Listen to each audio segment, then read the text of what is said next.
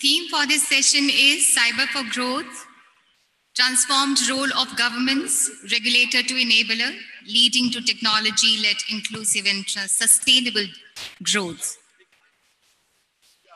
We have amongst us a galaxy of dignitaries on the dais. Honorable Mr. Ravi Shankar Prasad. Mr. Ravi Shankar Prasad is the Honorable Union Cabinet Minister for Electronics and Information Technology, Law and Justice, Government of India. He is member of the Parliament since 2000 and has been the member of important parliamentary committees. He is also actively leading the task of developing India into a global electronic hub. We extend a warm welcome to you, sir. Mr. Tariq Kamal, Advisor to President and SVP, Government and IGO, ICANN. Mr. Tariq Kamal is an Egyptian expert in global internet governance issues. He joined the Ministry of Communications and Information Technology since its formation in October 1999. He was also the chairman of the National Telecom Regulatory Authority and the Information Technology Industry Development Agency. We extend a warm welcome to you.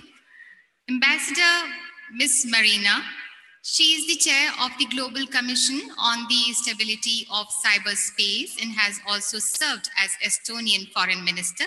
She has held several leadership positions, including Undersecretary for Trade and Development Cooperation and for Political Affairs. We have also Lord Tariq Ahmed, Minister of Foreign Office, UK. Mr. Tariq Mahmood Ahmed is a British businessman and a conservative Lord Temporal. He was appointed as the Minister of State for the Commonwealth and United Nations at the Foreign and Commonwealth Office on June 2017. Prior to this, he was Minister for Aviation and Trade and Minister for Skill and Aviation Security and Minister for Countering Estimates at the Home Office. So I hand over this floor to the Honorable Minister, Shri Ravi Shankar Prasad.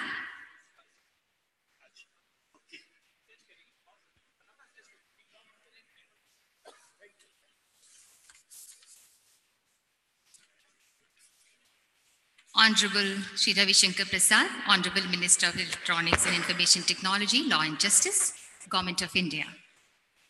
Lord Tariq Ahmed of Wimbledon, Baina Kaljuran, Tariq Kamal, my good friend, distinguished delegates, ladies and gentlemen. It is indeed quite appropriate that immediately after the inauguration, we are discussing the important issue of Cyber4Growth, the role of the government. Government is for what? Government is for development and enhancing the quality of the life of the people you govern. But government has also been the regulator, what we in India used to call an earlier, you must issue a license to operate. Then came the power of technology as the biggest disruptor. And the whole governance structure changed. Today we have launched Umang app with the Prime Minister, you saw it. We just started it a week ago about pilot project. 1 million people have downloaded it till this morning. And 162 services have come on board. And our approach is to bring on this app 1,200 services reachable to nearly 1 billion people. And if in 1 week we can get 1 million, I'm quite sure it is possible. Now, when we talk of Cyber4Growth, this is just an example as to how technology can become the accelerator and facilitator of growth. The second thing which I would like to highlight is technology is a big disruptor. When I say so, ladies and gentlemen, I am saying so. I don't know what is the record of Lord Wimbledon in Parliament. I am in Parliament for 18 years. Minister earlier in the government of India, minister now. And I have been an activist for my student life. I have seen the evolution of India as an activist from my student life. But the sheer power of disruption and transformation which technology is bringing is mind-boggling for us. The question arises, how do we dovetail this technology for development and inclusion? I have 4 mantras which we call in Indian psyche to give to you. Number 1, ordinary people have aspiration. We need to respect that aspiration. Number 2, the most important, ordinary people now want delivery. Number 3, ordinary people now seek accountability. And number 4, ordinary people now seek engagement. Aspiration, delivery, accountability, and engagement. These are 4 pillars on which you seek to fulfill the expectations of the people. And there, the digital platform becomes the most important. I would like to give an example of the leadership which our Prime Minister showed to us. And this very growth and Cyber4Growth. We had become ministers. And the Prime Minister insisted all the ministers must be on social media. They must also use it for accountability and good governance and monitoring. We were following it. I was on social media even from before. About 2 million plus people follow me on Twitter and Facebook. Now, 3 years ago, it was about 1.3 million. I've done other than midst of communication also. And this is an example I'm giving as to how growth can be accelerated. I had just taken over charge. I got a complaint from an Indian expatriate in Australia. Mr. Minister, your new government has come. I had sent a consignment to my widowed mother in India. She was an Indian who was from. The consignment hasn't reached for 3 months. Will you do something about it? It was on my Facebook. I thought over it. I delivered a message to the concerned district. If by tomorrow the consignment is not delivered personally to that widow whose daughter has complained to me from Australia, action will follow. And by next day evening, I had given the time, next day morning, consignment was located and delivered. This is a new paradigm of governance which digital platform is affording to us. You just heard Honorable the Prime Minister. You just heard me outlining some of the exclusive platforms we have created tailored to the need of digital delivery of services. And I can tell you it is creating ripples. Just I told you Umang, 1 week old, 1 million people downloaded and hundreds of comments have come on my Facebook. Majority appreciating, some giving suggestions. Today's growth demands accountability, demands engagement. And I think all of us who are sitting on the podium and all of you, the Minister Excellencies sitting here, need to understand that. Yes, India is a democracy and we are very proud of that. Why not? And when I'm talking to here before an international crowd, let me say with great pride that we are very proud of the democracy of India. 1.3 billion population, 800 million voters. Today, the people of India know they can unseat any political leader, howsoever popular, by their franchise. But they also appreciate good governance and good delivery. This new form of engagement which is coming about because of digital platform is required to be appreciated. One more aspect I would like to highlight about India. We are an ancient country, but very young population. Out of 1.30 billion Indian population, 65% is 35 years and below. And this cue I'm taking for what the Prime Minister spoke about. Because most of the program, Honorable the Prime Minister has talked about e-education, e-health, e-agriculture, digital infrastructure, many of them I have talked about. But I would be giving certain different aspects of this issue for growth. And this young India is aspirational and entrepreneurial. I just talked of digital economy in my opening speech, ladies and gentlemen. And not we are only creating low-cost technological solutions, but we are creating a phenomenal ecosystem of extraordinary rising digital economy.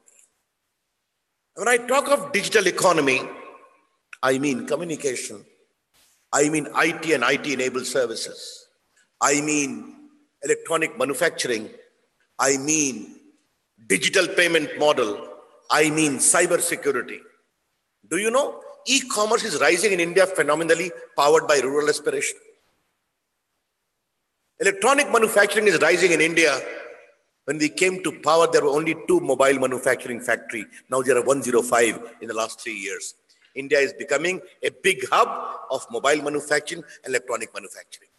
Digital payment, as per Boston Consultancy reports, India's digital payment is going to become a 500 billion economy in the coming 3 to 4 years. Are we going to tap these resources? Not only empower people, but create new avenues for them? In my opening speech, I mentioned about Common Service Center, a unique movement of India.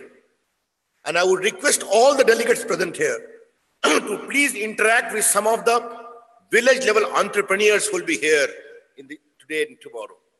Who are these people? 270,000 digital kiosks, mostly in small cities and villages. They are giving digital delivery of services. 35,000 are women empowerment, are women entrepreneurs, and many of them are from deprived community. When we talk of cyber for growth, do we simply mean that we create something basic for them, or we mean we bring transformation in their life? And this one program which I have been following very, very passionately is that daughters of village level workers must be given digital literacy. And today you will see many of them undertaking digital delivery of services all over the country after becoming empowered. This mouse in their hand with a laptop in their front has opened a new gateway of empowerment and growth. How can we expand this more and more? Why the Indian experiment is unique, I would like to tell you, ladies and gentlemen. It is conventionally perceived that digital technology is more for the affluent, more for the well-to-do. And under the guiding light of the Prime Minister, we said Digital India is more for the poor, For the underprivileged, we seek to empower. And the biggest day for me is when I see an ordinary farm worker enjoying his life with a smartphone in his hand. Do you know India, even poor people prefer to have a smartphone now because that is the gateway for them for greater success and greater opening.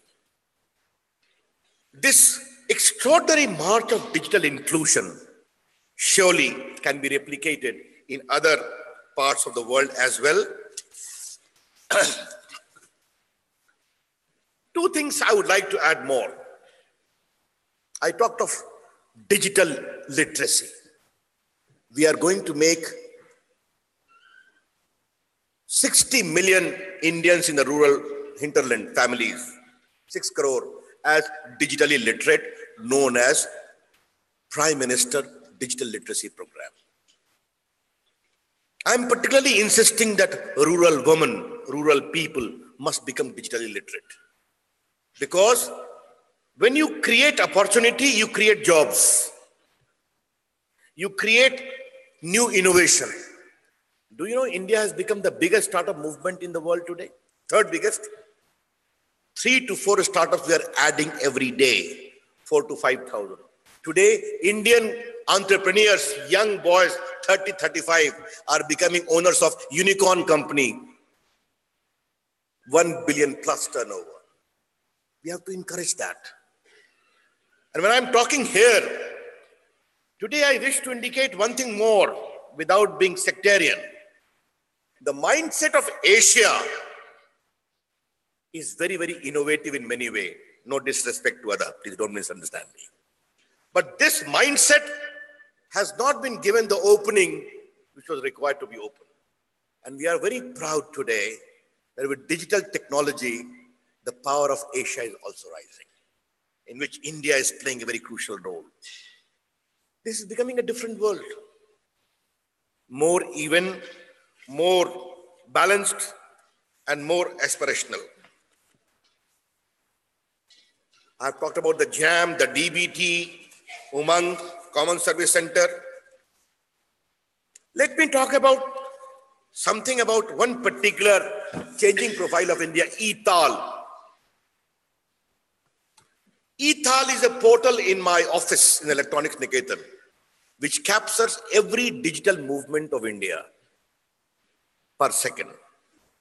You go for your railway ticket, you go for your train ticket, you go for digital payment of tax, everything is recorded. It is a changing profile of India, ladies and gentlemen. Today, we are having 9.6 million transactions per day, which used to be hardly 1 to million 3-4 years ago, the 3 million. This is the change we are seeking to bring about. How do we leave it? From agriculture to education to healthcare to nutrition. I must tell you, India is a vast country. We have got challenges also. We have got problems also. How can we share the best practices, ours to you, yours to ours? And I think a more inclusive digital world is going to become a more stable world. A more satisfied world is going to become a more forward-looking world. Why I say so? When I see a smartphone or a laptop or a computer in the hand of the underprivileged boy and girl, playing with Google, downloading Umang, scaling the doors of soil health card testing or market for the farmers, he has a sense of fulfillment that I stay at the same spot where he is staying, even though his pedestal may be higher. This is the inclusion which digital technology brings in its own wake. And this change is a part of that process. This is more for growth, therefore I'm not going to speak about safety and security issue. But access to internet, I will surely speak about. The last point of my speech. Internet is one of the finest creations of human mind. But today, it belongs to the entire humanity. It cannot remain the exclusive preserve of few. And internet, if it is a global phenomena, it must have linkage with the local ideas, local culture, local languages. That is indeed very important. Therefore, access to internet is important and democratization of internet is important. Information highway must be available to all. And we have to ensure, I can share with my own experience here, that India today has the biggest footprint of Facebook. Largest number of apps are downloaded here. All the new technology is working with overpowering success with India, the big digital market. But I wish to acknowledge then I was handling the communication department. And my friend Mark Zuckerberg met me a number of times with the idea of free basic. What was the free basic? Everything will be free if you enter through my gate. Namely, education, health, latest broadband, other will be free, entertainment. But you'll have to enter through my gate. I said, India is a democracy. We don't believe in one gate. We believe in multiple gates. Therefore, this gate locking for India will not be acceptable. And I did not allow it. This stems from our commitment that internet must be accessible to all. I think if we have consensus on all this, then I think the future is quite secure. Ladies and gentlemen, as I said in the very beginning, with my vast experience of being an activist in my student life, the fuller gateway of technology is yet to open itself. New technology from Internet of Things to artificial intelligence to blockchain technology to other new opportunities, they are going to overtake us. We are pushing that in a very big way by having new centers of excellence in India and working more and more with new technology. But the larger issue is simply this. Any technology must be for the good of the people. Any technology must be able to empower people.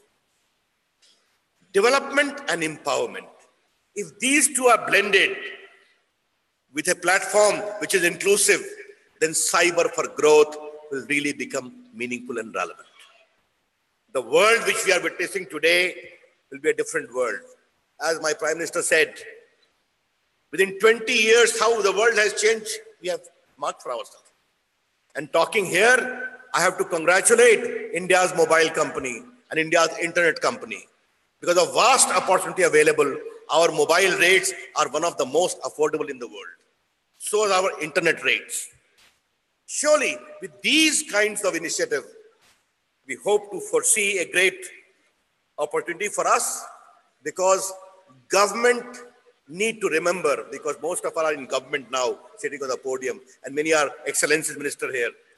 Government should now forget being a regulator simpliciter. Government should now become a facilitator. That is the power of technology. I think if these ideas are kept in mind, surely we will have a robust ecosystem for future growth. Thank you. Appreciate it. Jai Hind.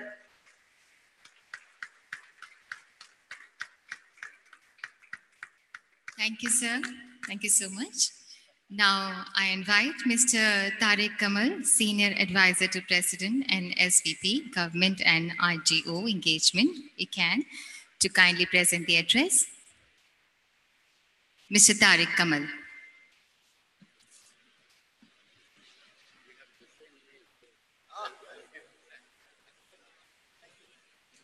Well, good morning and namaskar from me as well. I was just listening very carefully. When you sit on a platform, it's always good to know what you have in common. Yes, we have in common by the fact that we're all on the same platform, but with certain speakers. With the one, I share a similar country of origin, which is India, the country of my parents, which of course I share with Minister Ravi Prasad. I share the same continent with another speaker, and indeed in the announcements I'm sure you've heard, I share the same first name with another. And that was just put there just to confuse people. But I hope through our dialogue this morning and during the course of the next 2 days, not only are we here to listen, we're here to learn from each other. As I was listening very carefully to what Minister Prasad was saying, and before that, Prime Minister Modi. And it's perhaps entirely appropriate that we find ourselves here, as we've heard already, the largest democracy in the world, India. But it also gives me particular pride to represent the oldest democracy in the world, the United Kingdom. And when we look back at the history of this conference, again, it's a recent history, but back in 2011, this conference took its roots, its origin in London. But here in India, it is entirely appropriate that we meet. Why? To take up those 4 mantras that the minister talked about: aspiration, delivery, accountability, and engagement. This morning, I'm sure, as we saw the prizes being given out by the Prime Minister, we were inspired. I know I turned round to a fellow minister, the minister from South Korea, and I whispered to him, my God, they're getting younger every time they go up on the stage.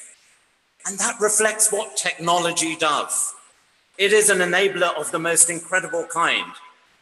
And right here, when we see the bold ambitions of digital India, we see economic growth, we see financial inclusion, and of course, the world-breaking uptake of Jan Dhan bank accounts, which over time will help formalize a huge swathe of its economy.